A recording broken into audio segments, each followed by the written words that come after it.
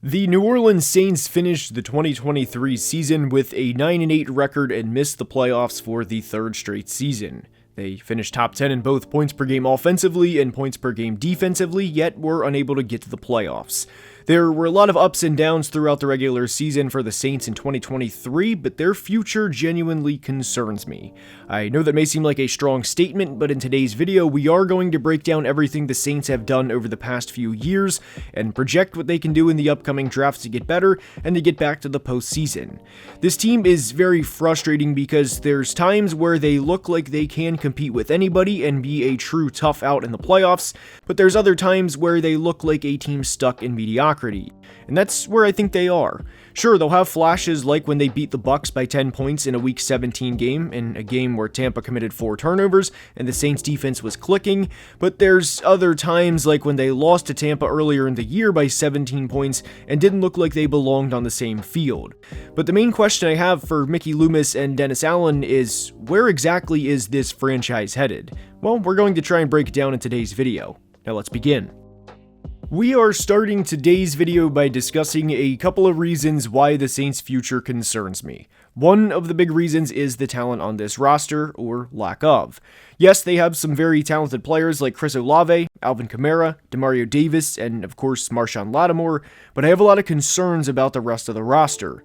I know people want to make this a Derek Carr thing and how he limits what the team can do because Carr is not an elite quarterback, and we will get to Derek Carr, but there are a lot bigger issues with this team than just Derek. I don't think Dennis Allen is a good coach, and if it came hell or high water with the season on the line, I wouldn't trust Dennis Allen to make good decisions and to put this team in a position to win a big game, let alone what it would require to win a Super Bowl, which of course would be to win multiple big games. When you look at the Saints' 2023 season, the first thing you see is that they went 9-8 and nearly made the playoffs. But I would argue a 9-8 record for the 2023 Saints is pretty disappointing because of who their wins were over. They started out 2-0 with wins over the Titans and Panthers, both teams who would finish with bottom 7 records in the league, and as we know, Carolina of course finished with the worst record in the league. The Packers' loss in Week 3 was tough because of how that game played out with Derek Carr going down and Green Bay eventually coming back and beating New Orleans with a score of 18-17. I don't place a lot of blame on anybody in particular for that loss because when your starting quarterback goes down, it's tough for any team. But after that, their next 3 wins were over the Patriots, who have the number 3 overall pick in the 2024 draft, the Colts in Week 8, and the Bears in Week 9, who had an undrafted rookie quarterback starting for them in Tyson Bagent. Just because the Saints' future concerns me doesn't mean I won't give credit where it's due, because the Week 8 game against the Colts was one of the best offensive performances for any NFL team in 2023. Not just the Saints, but for any team.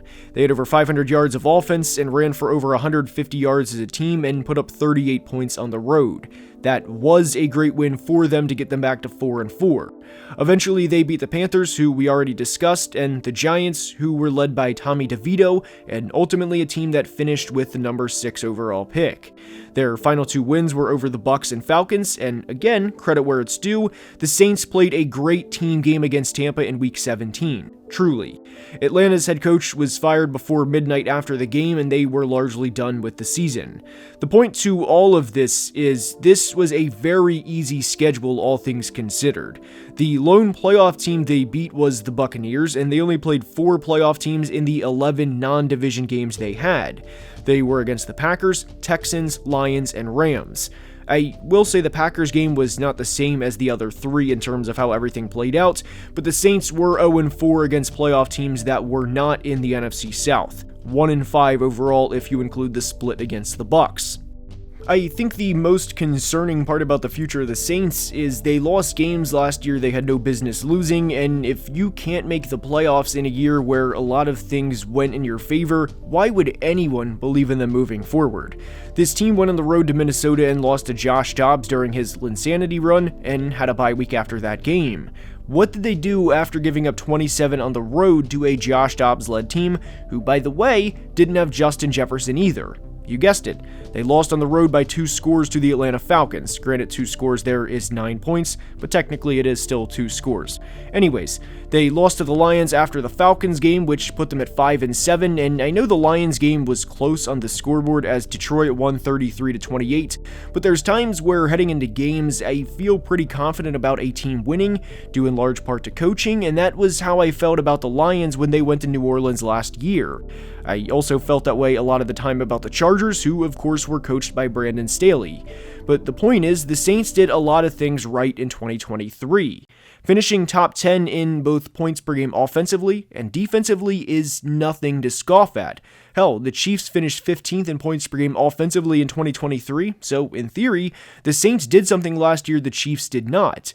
Not only that, but the Saints also did a great job at taking care of the football, as they were 6th lowest in the NFL as they committed just 18 turnovers on the year, while having 29 takeaways as a defense for a turnover margin of plus 11. The plus 11 turnover margin was 3rd in the NFL behind the Ravens and Giants, and another concern I have with the Saints moving forward is if you finish top 10 in both points per game offensively and defensively, and you finish top 3 in turnover margin for the season, and you still don't make the playoffs, are things going to get better moving forward? Are you going to finish top 5 in points per game on both sides of the ball and finish with the best turnover margin in the entire NFL next year? Probably not, no.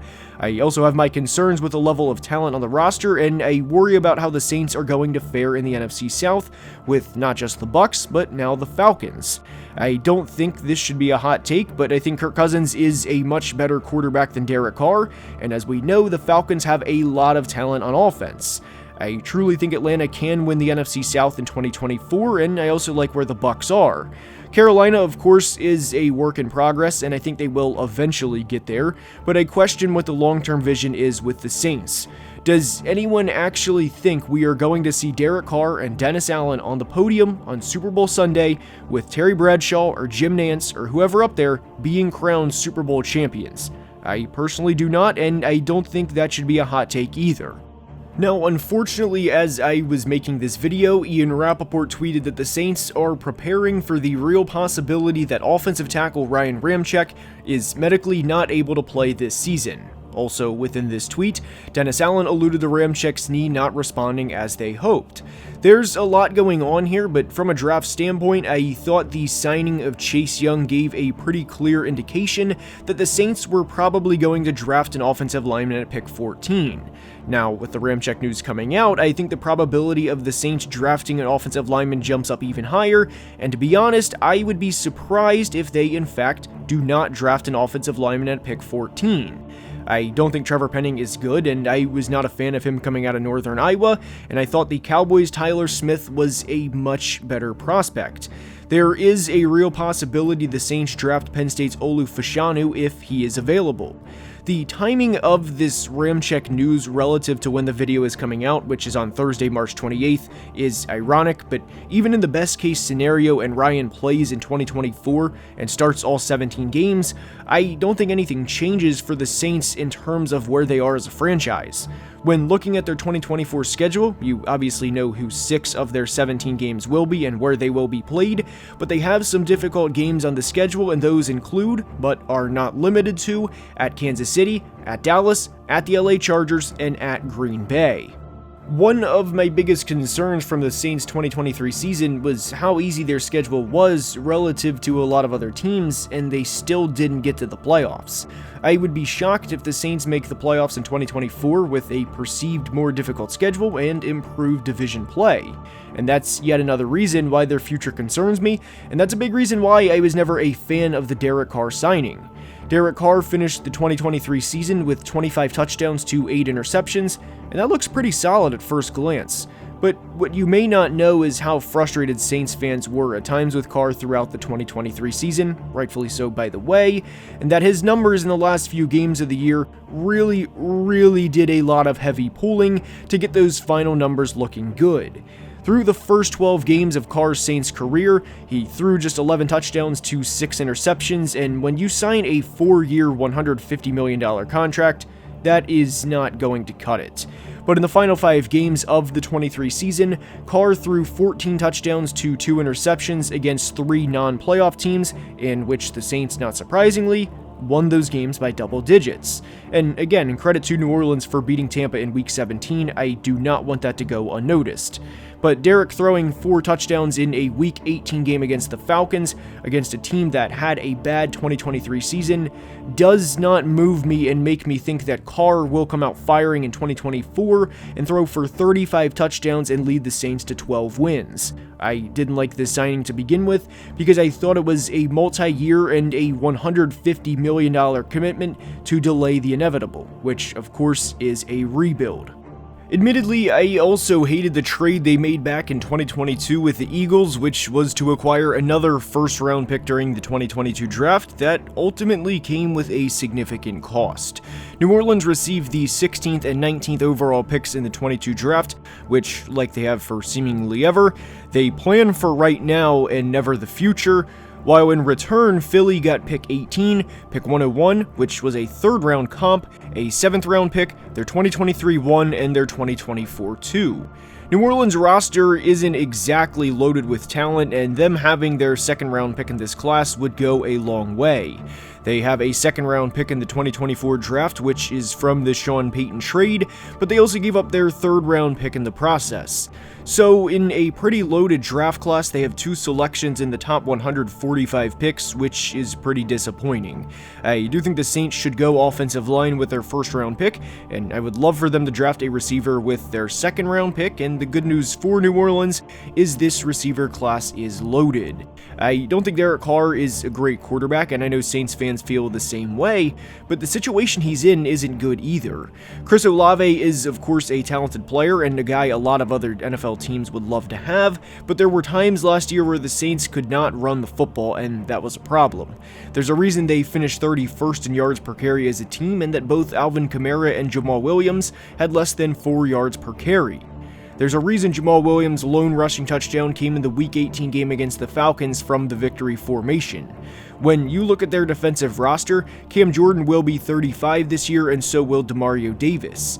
I know some people probably would want me to say the Cam Jordan decline has already started, as he had just 2 sacks in 2023, but he was hurt for a lot of the year and played through it. But even if he had a 12-sack season instead of a 2-sack season, or even if he had the best year of his career, he's not going to play forever. I would be very surprised if Chase Young is the long-term answer, and that contract is very much a 1-year prove-it deal. Tyrann Mathieu will also be 32 years old, and I like their 1st-round pick from 2023 in Bryan Bresee, but is he a one-man wrecking crew? No. I don't see how this team is going to seriously compete in 2024, and there's been seemingly countless decisions over the past few years that, even at the time, were bad decisions that could have been prevented. Most notably the Eagles trade and signing Derek Carr to a long-term deal.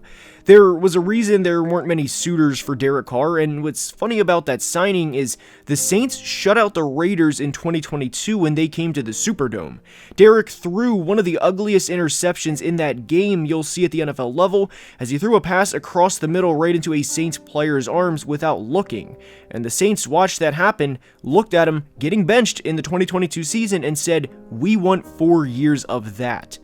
This roster is aging, they don't have a lot of draft capital, they're already not winning in a bad division, and they haven't been to the playoffs in over 3 years. This is one of the worst situations in all of football. I hope you enjoyed, and if you did, please like and subscribe, as only about 29% of people watching are subscribed, and it helps the channel tremendously. Until next time, please be safe and have a great day. Love you guys.